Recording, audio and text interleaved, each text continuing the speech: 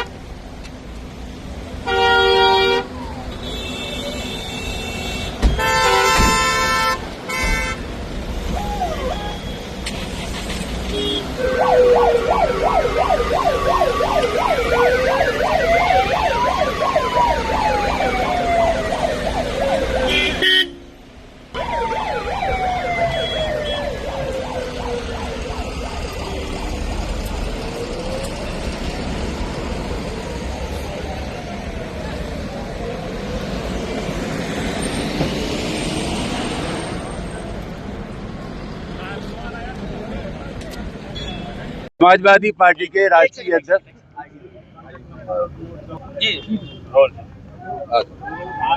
Samajwadi party के राष्ट्रीय अध्यक्ष श्री अखिलेश यादव जी के निर्देशानुसार हमें अभी सुनहरा जाना था।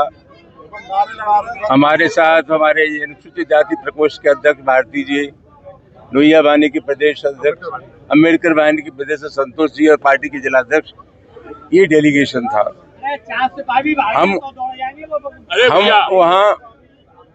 हम वहाँ जाकर के बस स्थिति का पता करना चाहते थे।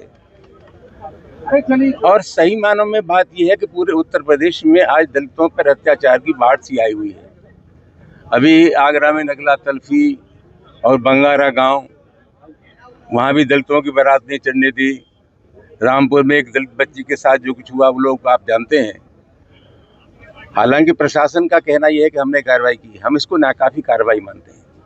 कार्रवाई ऐसी होनी चाहिए जिससे संदेश जाए कि भविष्य में इस आशय की घटनाओं की पुनरावृत्ति नहीं होगी और जो लोग इस कुकृत्य में शामिल हैं उनके खिलाफ सख्ती से पेश आया जाएगा।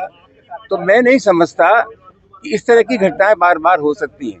हमें लगता यह है कि ये जो सामंती मनोवृत्ति के लोग हैं उनको लगता है कि उत्तर प्रदेश की सरकार हमारे मिजाज की सरकार है, हमारे दिल की सरकार है, हमारे मन की सरकार है। सरकार का जो आचरण होता है, समाज की शक्तियों का संचालन बहुत कुछ इस तरह से भी होता है। उत्तर प्रदेश की सरकार है और उत्तर प्रदेश के मुख्यमंत्री योगी फरमाते हैं कि अमन चैन है उत्तर प्रदेश में, कानून व्यवस्था की स्थिति कंट्रोल में है। हम समाजवादी पार्टी के कार्यकर्ता हैं और हम लोग कहते हैं कि उत्तर प्रदेश में कानून व्यवस्था की स्थिति ठीक नहीं है। उससे ज़्यादा सही मूल्यांकन होता है आम जनता का। आम जनता क्या महसूस करती है वो ज़्यादा महत्वपूर्ण है। और आम जनता में जो प्रतिक्रिया है सरकार की, इसको चलते मैं कह सकता हूँ कि उत्तर प्रदेश में जंगल राज है। हमारी बात छोड़ दीजिए, अभी हाल में उच्चतम न्यायालय ने जो टिप्पणी की है सुप्रीम कोर्ट के उत्तर प्रदेश की सरकार के कामकाज के बारे में, मैं समझता हूँ सबसे सटीक टिप्पणी है। तो आज स्थिति क्या है, उत्तर प्रदेश में जो ताबड़तोड़ घटनाएं हो रही है इसके लिए सरकार पूरी तरह जिम्मेदार है। जगह जगह अम्बेडकर, बाबा साहब अम्बेडकर की मूर्तियां तोड़ी जा रही हैं और एक शॉर्टकट निकाल लिया है प्रशासन ने कि जहाँ मूर्ति तोड़ी जाती है वहाँ नई मूर्ति रखवा देते हैं। एक भी जगह प्राथमिकी दर्ज नहीं हुई। अगर एक जगह मुकदमा लिख जाता और उनके खिलाफ कार्रवाई हो जाती तो उस प्रकार की घटना नहीं हो सकती थी। मामला बहुत गंभीर है, वहाँ जाना चाहते थे, स्थानीय प्रशासन ने हमें रोक लिया है। और मैं समझता हूँ जहाँ जहाँ हम लोग जा रहे हैं कोशिश करते हैं कि जो दलित हैं, पीड़ित हैं, उनके दुख दर्द में हम लोग शामिल हों। वहाँ जानबूझ करके इसलिए रोका जा रहा है कि जमीनी हकीकत लोगों के सामने ना जाए, लोगों में एक नया भरोसा, नया विश्वास समाजवादी पार्टी के कार्यकर्ता पैदा करना चाहते हैं।